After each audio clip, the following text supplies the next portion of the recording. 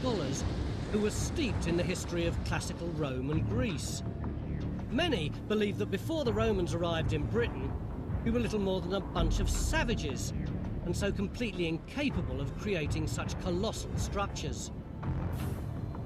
Most antiquarians assumed that anything with this amount of engineering had to be Roman, and being Roman, these monuments could only have one purpose: they had to be Action stations! So the antiquarians called these structures hill forts. The antiquarians were mystified and overwhelmed by the size of these earthworks, and so did little more than poke around for finds to furnish their own collections. It would be another 100 years before archaeology, as we recognise it today, could offer some explanations for these man-made monuments.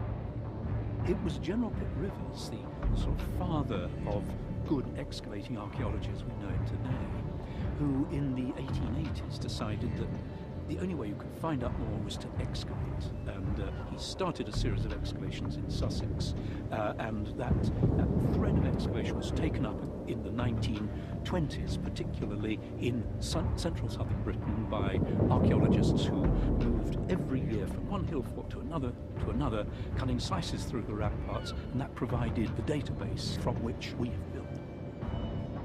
Pitt Rivers' excavations produced a wealth of Celtic finds, so he was the first to recognise that hill forts weren't Roman, but came from the Enemy island force detected. at the time of savages, if those antiquarians were to be believed. But Pitt Rivers his own military experience, but also with Roman histories, which talked about bloodthirsty Celtic chieftains living on defended hills.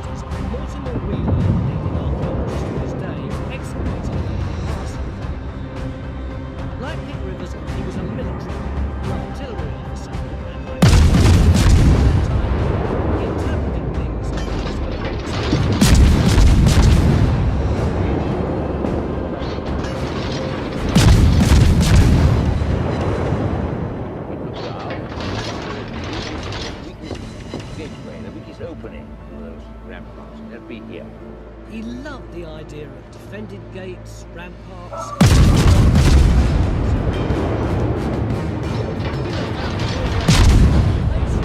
Down there, some discovered a huge battle cemetery dating to the Roman period. And nearby, he unearthed a gigantic cache of leaves, stones, hurling in slings. There's no doubt this was ancient artillery. But this interpretation of hill forts has Support the Allied target. been under attack. For the last 30 years, archaeologists have been Well done, reevaluating Commander. these hill forts. And with the benefit of new technology, they're approaching these huge structures in a completely different way. Maiden Castle was re-excavated, I think it's about prestige. this time by Iron Age specialist Neil Sharples. What he found was fascinating. Neil, you don't think this place was military, do you? You think it was a town, and yet Mortimer Wheeler found evidence of a battle here. Well, he didn't really find evidence for a battle. He found skeletons, dead people buried in a cemetery, and it was an established cemetery, and they were buried very carefully positioned in a normal right for this group of people, and so it's very unlikely that it's a battle scene. Yeah, but just because Mortimer Wheeler got the interpretation of one part of the site wrong, it doesn't mean that the whole thing wasn't necessarily correct. Well, I think if you look at this plan here, you can see the dense occupation covers the entire the streets. All of these white blobs indicate pits and houses. It's a densely occupied settlement full of masses of people. Yes, it's protected by these banks of ditches, these ramparts, but this is a settlement with protection, not a fort, a garrison. So it's not a fort? I don't think so. I agree. These banks and ditches are for protection. If I was going to build a fort here, I'd build a lot smaller one, more powerful, up one fort. This is Engine boost protection. activated. So hill forts were created long before the Romans. Military. Why were hill forts so important to Iron Age? Torpedoes to port. Why did they put so much effort into sculpturing Concentrate hills? fire on the enemy The warship. answers to Torpedoes to those port. questions would rewrite history. Torpedoes astern. Torpedoes to port.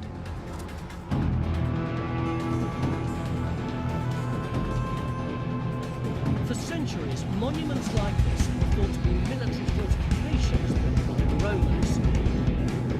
Early research established that they were pre-Roman dating to the Iron Age. But recent work has shown that they weren't military. Now, exciting new ideas are developing about these fantastic pieces of civil engineering. The most thorough and extensive excavations of any Iron Age hill fort have been at Danebury in Hampshire. Just over there. It's here that Britain's Our most team has distinguished taken the lead. archaeologist, Barry Cunliffe, first lifted the lid on one of the darkest and most misunderstood eras of our history. People have been digging little holes in drainage fields, and that gave us a level of information that was difficult to get beyond it. And I felt that if we really stayed with this and worked year in, year out on it, and got a big site, we'll be able to start passing some questions about the Iron Age, not just that. Over 30 seasons of excavation, both in Enemy battleship destroyed. that contradicted the traditional view that hill forts were no more than forts or hills. Did people actually live in? Yes, there were a lot of activities going on that you would associate with houses. One on top. Concentrate fire on the enemy engine boost deactivated. Reference around there, ovens, there's small things there, there was blacksmith work, bronzesmith work, all these things. So lots of things going on. What we can't say is that they lived there absolutely continuously, year on year, all day on day. For the first time in Britain, a profile was emerging of people who were nothing like the stereotypical bloodthirsty warlords that featured in the Roman history. All stations reporting the Barry position of a Cunliffe strategic discovered target. remains of an ordered society where people were living and worshipping in an early kind of town and leading lives as craftsmen and farmers outside. And all this hundreds of years before the Smoke Romans generator brought started. their versions of civilization to Britain. This little meandering path does actually delineate the architectures, doesn't it? It does. It's exactly where the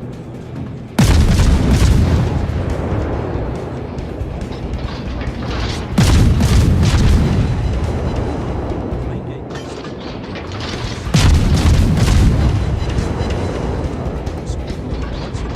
Smoke screen set. circular houses, thatched, domed, and then rows of storage buildings and a temple shrine. Almost certainly they would be dead. And that's guesswork.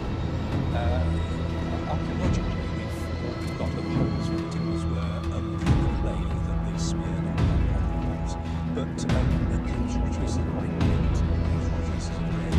I like to think of them as elaborately painted. And the people coming out of those houses, what would they have been doing? Almost certainly wouldn't.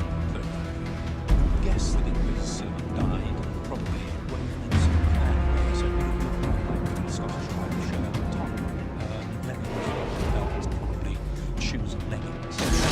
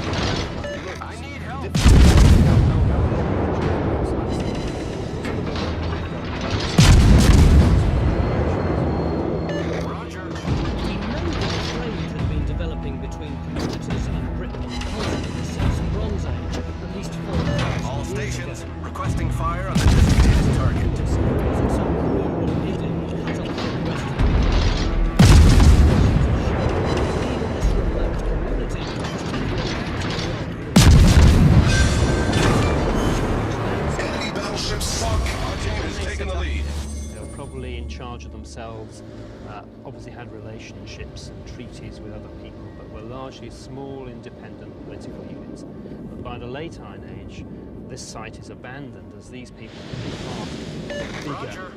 Attention. Reporting the target position. To pay tribute and pay exchange and getting long-distance trade through acquiring surpluses of grain. We begin to see at the very end of the fort, before post granaries begin to be built again. And I think that's so that grain can be collected together, paid in tribute and used for long-distance contact. Ironwork from a larger hill fort on the Welsh border shows that these weren't only self-supporting people, they were also churning out state-of-the-art iron products, probably for trade. We've got boxes and boxes and boxes of excavations, and it shows you how much better Our team has taken the lead. time. So we've got the objects themselves, that. That is a dagger blade. That you can see the point going down here. And then, oh, I see. That is the orange piece of tradition. Big piece of sword. What is the actual tip part of it missing? You've got a large portion of the Is this intricate decoration? Engine boost activated. That is corrosion. It looks like decoration, but that's the way the corrosion actually works. It comes spools off in circular lumps. I mean, it's an incredible level of sophistication to be able to make an object of that size. Absolutely, yes. To actually make something like that, going from smelting the iron in the first place, getting a billet of iron, and then that being worked and carved to produce a sword, to be finished, it's very much business. And of course, they were doing it on site reports. Absolutely. And they weren't only making this level, they also making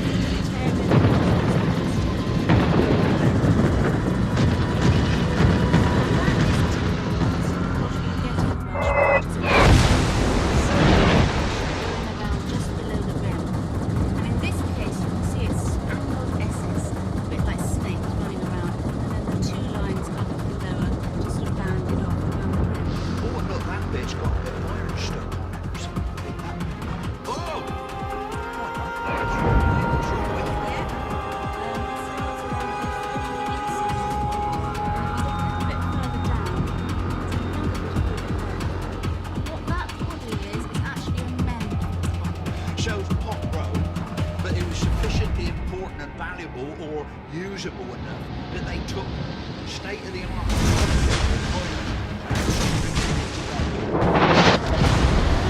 Archaeologists discover more about Our victory is in sight.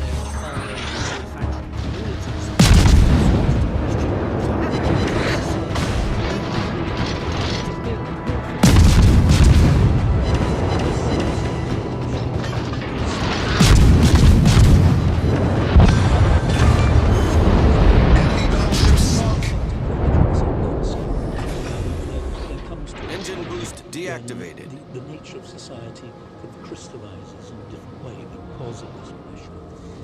And what we're doing is in smaller groups, wanting to define their own territories and wanting to create their space. Battle ends in 5 minutes. The way you're describing yourself is social planning after the Second World War, but surely there would have been new elites rising up and revolutions and soldiers and blood and starvation. Yeah, if your population is growing, undoubtedly your society is developing under stress. There is a stress factor that comes in. So the hill forts could be seen as a reflection of that, which also provided defensive community at those times when the natural tension, the natural stress burst out into open warfare. But I wouldn't see them as built because there was a state of warfare. They would be functional when the society was aggressive and there were tensions. And